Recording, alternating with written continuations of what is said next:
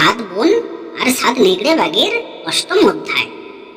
তারপর ওদিকে 6 নম্বর নেকড়ে বাঘটা ঘোরাঘুরি করতে করতে দেখতে পেল মাথার উপর একটা গাছের ডাল থেকে কার যেন একটা পা ঝুলছে। তারপর নেকড়ে বাঘটা ওই গাছের উপর লাফ দিয়ে উঠে এক কামড়ে সে পায়ের একটা আঙ্গুল ছিঁড়ে নিল।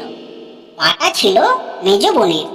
সে পালিয়ে এসে গাছে উঠে লুকিয়েছিল, কিন্তু একা একা ভয়ে সে স্থির থাকতে পারছিল না। তাতেই নেকড়ে বাঘটা তার পা দেখতে পেয়েছিল। মেজ বোনটি তাড়াতাড়ি পা গুটিয়ে নিতে পারার আগেই নেকড়ে বাঘটি তার পায়ের একটা আঙুল কামড়ে ছিঁড়ে নিয়েছিল।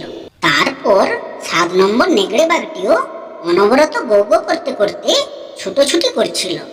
হঠাৎ তার চোখে পড়ল এক ঘন ঝোপের ভেতর থেকে কার যেন পেছনের অংশ বেরিয়ে আছে। অমনি নেকড়ে বাঘটি ঝাঁপিয়ে পড়ে সে পেছনের অংশ থেকে এক কামড় মাংস ছিঁড়ে নিল। আসলে সেজ বোনটা একা একা পালিয়ে এসে ঝোপের মধ্যে গা ঢাকা দিয়ে উবু হয়ে বসেছিল।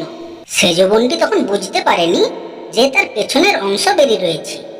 ফলে নেকড়ের গ্রাসে তার বেশ খানিকটা মাংস চলে গেল।